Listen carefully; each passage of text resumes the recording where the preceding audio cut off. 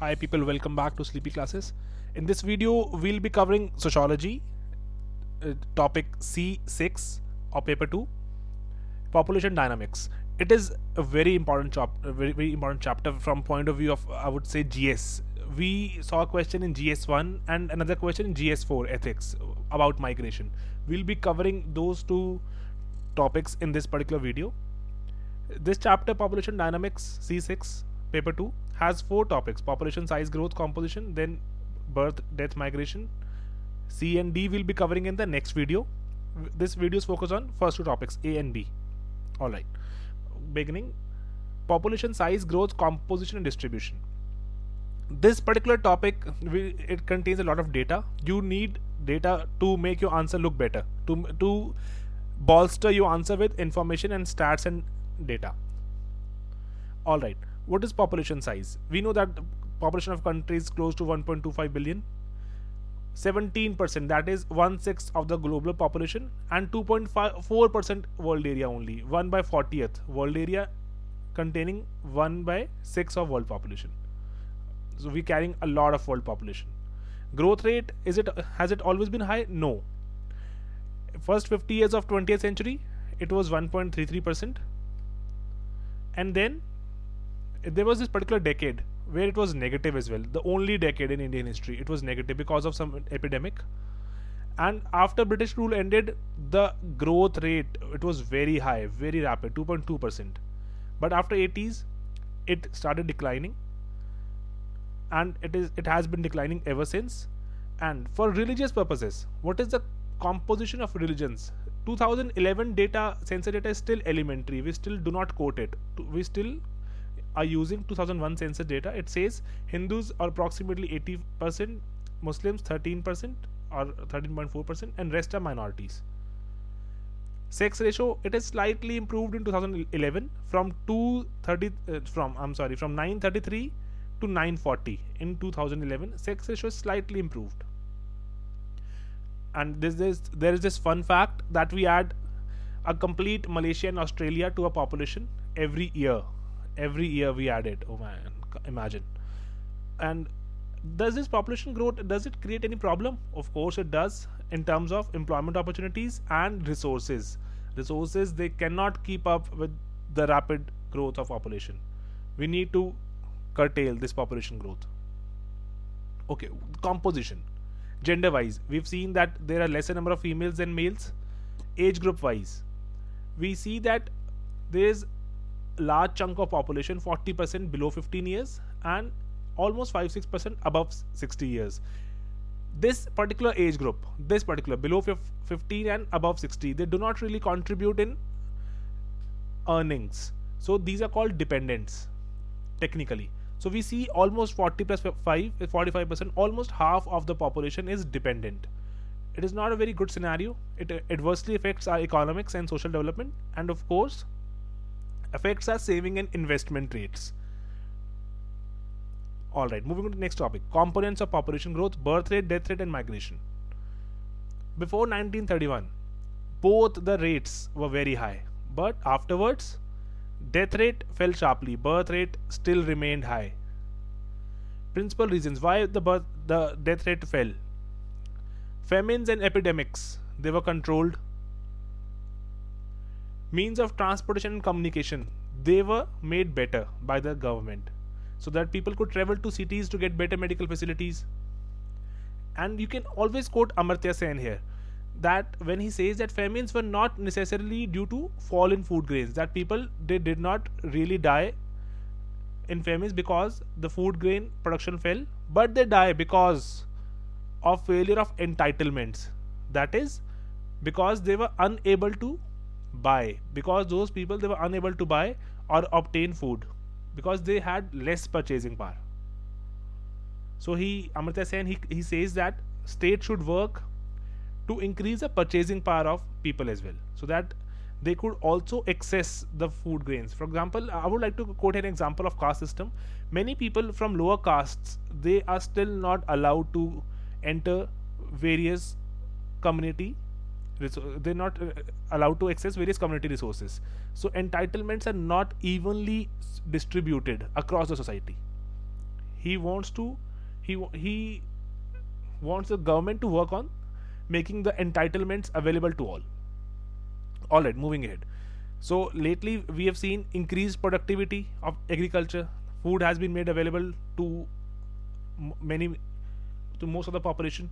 Then improved means of communication. People can travel to cities to get better treatment. Preventive measures by state, for example, polio, etc. drives that we see every day, AIDS control drive.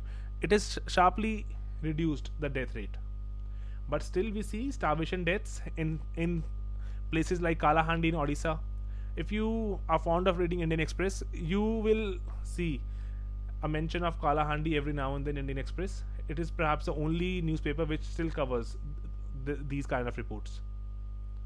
But Manrega, you can always mention interventions like and programs like Manrega, they are tackling this problem of hunger and starvation in rural areas. A good state initiative, though it is creating bad or poor quality assets, but it is curbing hunger and starvation problem in rural areas. Both pros and cons. All right. So why has birth rate not fallen down? Because birth rate is a socio-cultural phenomena, that having more number of children is entrenched in a society's mindset. It cannot be curtailed technically overnight. We'll see why it is social cultural phenomena in the next slides. But we need to know that socio-cultural phenomena are very slow to change. But it is hoped that with increased prosperity, birth rate will be curtailed. Because of increased prosperity, there will be increased education, there will be increased medical facilities, and increased medical facilities will ensure that the infants, they do not die. IMR will come down, education will spread, and there will be awareness about family size, that having a smaller family is good for children, that a smaller family can give better education and better resources to the kids. All right. And before moving forward, I want to discuss a concept called fertility rates. What is the fertility rate? It is the number of children that a woman produces in her lifespan. Very basic terms, fertility rate. Number of kids that a woman produces in her lifetime. It can be 2, 3, 4 on an average, but on an average. For example, in states like Kerala and Tamil Nadu, total fertility rate is 2.1 or 1.8. That means in Kerala, a woman or rather a couple produces 2.1 children in their lifetime. It is called, this 2.1 thing is called replacement level. Why replacement level? It means that two people replace themselves with two children. That means population neither grows nor goes down. It does not grow and it does not go down. A couple is replacing a couple. But you would say that two people replacing two people, the fertility rate should be 2. No, it is 2.1 because it is calculated mathematically. It is not to be seen commonsensically. It is calculated mathematically over a span of 70, 80 years. Because a couple normally lives for 60, 70 or 80 years. That is why it is seen like this, 2.1.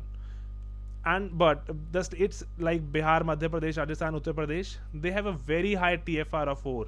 These are also called Bimaru states, a very degrading, derogatory term for these states. But they contributing to the bulk of the population, having TFR of 4 or more. Moving forward, what are the causes of high birth rate? Customs of early marriage. People tend to get married at a very early age of 15 or 18, and they keep producing children for the next 20-30 years. So there should be a social movement awareing people of not marrying themselves, not marrying their wards at a very early age, and rather 25 or 30 should be the normal age of getting married. Illiteracy and poverty. How does illiteracy help? It has been found. It has been seen by various thinkers like Rajni Kothari while he was working in one of the studies in Rajasthan. You can quote him. Illiteracy, it has been found that illiterate women, they tend to produce more children. Poor, they think that more children, they mean additional working hands, and additional working hands could earn more. So poor tend to produce more children that way. preference for male child. We know that our society is patriarchal, that most of our things are more accessible and more available to a male child, and rather various religious purposes, a male is called as a karta, that he's the one who can give salvation to those who have died. Various things where male is given preference. So the people, they still call male budhape ki lathi and all. So they keep producing children till they have a male child. And the scarier part is that literates, those who are learned, who are educated, this tendency is found more in literates than illiterates.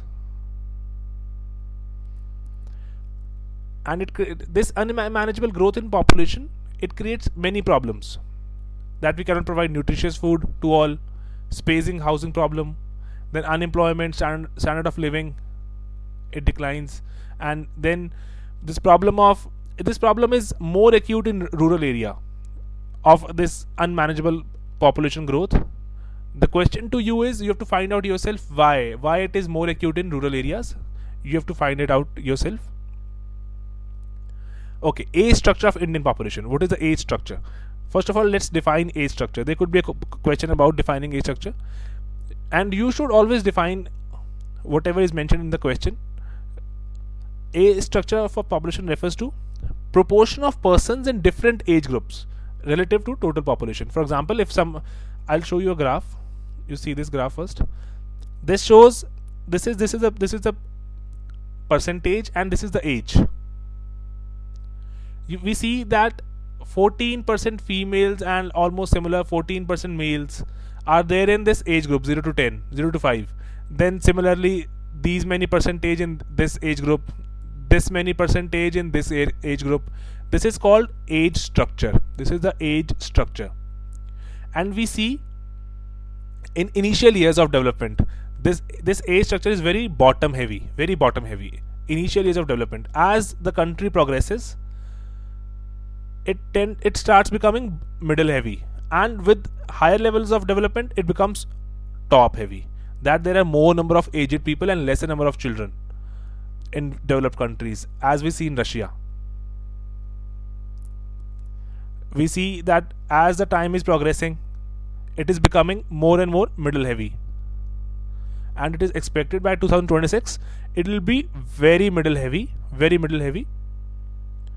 And this is where we call it demographic dividend, that there will be very less number of children and relatively lesser number of aged vis-a-vis the working population. This is the working age group, and most of the population is contained here, and most of the population will be able to contribute to economic activities. So in next 30-40 years, India will witness this demographic dividend, where most of the population will be able to earn. Going backwards, different age groups, and with increased level of development, we see average life expectancy increasing and population becoming aged heavy. Alright, moving forward. Where state comparison, Uttar Pradesh will still be bottom heavy, and Kerala will start becoming top heavy by 2026 as the development will progress and as the years will progress. Okay. There was this question about population growth model, and one should know that it was in GS pre 2012 or 13, I'm not sure. And how does the population of a country grow? Initially, because of lack of medical facilities and diseases, relatively short lifespan, IMR, high infant and maternal mortality rates, age structure and all is very bottom heavy. Then with development, as the technology and the education improves, aging of the population happens, and dependency ratio rises. Dependency rises because of increased number of aged, and it is a cause for worry, because we need to create assets and those kind of things which can give us income when a population has become aged. But a falling dependency ratio, that means lesser number of dependents, as which the India will witness very soon in next 10 years. It is a very good thing. There will be a larger portion of workers relative to non-workers, and it is called demographic dividend. We have seen more number of workers compared to non-workers. However, this benefit is temporary because eventually those young people will age and they'll become liabilities. And India is bound to have young population in future. And in next 2 decades, next 20 years, the population structure will change at the two ends. At the lower end, the lower age group, and at the higher age group. Lower age group 0 to 14, it will decline, and higher age group 60 plus age group, it will increase. So we need to create policies, appropriate policies accordingly. There was this question about 60 plus age group and related policies in this year's sociology paper 2 exam, mains exam. We'll discuss it in the next video. And moving ahead, does the changing age structure offer a demographic dividend for India? Yes. Here to begin with some data, average Indian population by 2020 will be 29 years, China 37 years, and 48 years of Japan. Japan will be very aged by 2020, and India will be the youngest country in the world. And this can offer a great potential for India to grow, but this potential needs to be converted to actual growth by giving good education and good employment opportunities. Otherwise, it can become very explosive.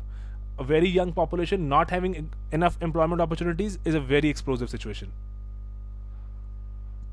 And Census of India, it is revealed, you can quote it, it is revealed that employment generation has slowed down, that the rate of employment generation is decreasing. From 1987 to 1994, this rate was 2.4%, and from 94 to 2004, it has fallen down to 0.3%. 1/8, it has become 1/8. Employment is decreasing, and this was also mentioned in this year's economic survey. You can quote it as well, 2013-14 economic survey. Last topic of this presentation, migration. What is migration? It is movement of people from one society to another, generally in terms of looking for better economic opportunities, looking for better educational opportunities, looking for more peace. People migrate because of various reasons, and normally migration is from rural areas to urban areas, though there is this process of reverse migration as well, but rural to urban is more. There's this data at the start of the century, 1901, almost 90% of people, they stayed in villages, and recent data reveals that 72%, that number of people living in villages is declining. People are migrating. Why do people migrate? Various reasons for that. Because this rural society, it is known as a society full of taboos, that you should not do that, do this, do that, this caste should not marry with that caste, and various other things. And people are opening up. Cities, they're considered more opened up as compared to villages, so people are migrating into places which are more open in terms of mindsets. And relative economic value of agricultural products, it is decreasing. We can see that those who are involved in services, let's say real estate or finance, they earn way more than the ones who are involved in farming. So, and it can also be seen in terms of our GDP, that agricultural GDP, it is 1/4 as compared to the rest of the sectors. For example, let's say services or industries, they contribute way more than agricultural GDP. So agricultural value, it is decreasing. Mass media and communication, songs of Honey Singh, they create an image of city life which is full of glamour, which is full of fun, enjoyment. Rural people, they get attracted to such lifestyles and they want to migrate to cities. Possibility of mass transit, railways, buses, they're making it easier for people to migrate. And migration is no more a taboo now. If you remember in 1857, the revolt of 1857 in history, one of the reasons of revolt was migration, that those who migrated were outcast. They were ostracized from society because it was seen as a taboo to migrate, and they were called, आपका धर्म भ्रष्ट हो गया है कि आपने दूसरी जगह ट्रेवल कर लिया है. Now that you cannot be part of society, so these kind of taboos, they do not exist anymore. People migrate. Continuing, these are a few more economic points. Decline of common property like ponds, forests, grazing lands. It is either being privatized or they're either exhausted. There are no such incentives to stay in villages anymore. And there were many things like danton, like grass for animal. They were available for free in villages, but not any longer. People are required to pay for them, so there are no more incentives to stay in villages. Opportunities for earning cash income, it is very limited in villages as compared to cities. And then some social reasons why people are migrating, because cities offer relative anonymity. What does it mean? It means that in cities people do not really know what your caste is. One neighbor does not really concern much about the other neighbor's caste. The caste is anonymous. For example, I will give you two examples on this. First is one belonging to a lower caste. He is not allowed to participate in many economic opportunities in a village because he's from a lower caste. But when he moves to a city, he can participate in various economic opportunities, and thus he begins to like the city. And for a higher caste, second example, for higher caste, for example, a Brahmin, he cannot do petty jobs in a village because it will be considered below his prestige. It'll make a dent on his prestige. But when he moves to a city, people really do not fret about his caste. And Mr. Sharma or any person who's from a higher caste, he can actually open up a tea stall, and he can actually be a vendor and earn good economic income and good economic opportunity. So cities, they offer relative anonymity to both higher castes as well as lower castes. It is a very important point sociologically, that why people migrate. And last point is that this urbanization, it is happening at a very rapid pace in big cities like Bombay and Delhi or Calcutta, and it is becoming unsustainable. These cities are expanding at a rate which is much higher than other cities, and it is not sustainable. And there could be this question, that is the migration phenomena that is going on, is it sustainable, or suggest solutions to make it sustainable? That's it. And of course, in next video we'll cover the next 2 points, C and D. Till then, don't forget to subscribe. Thank you for watching.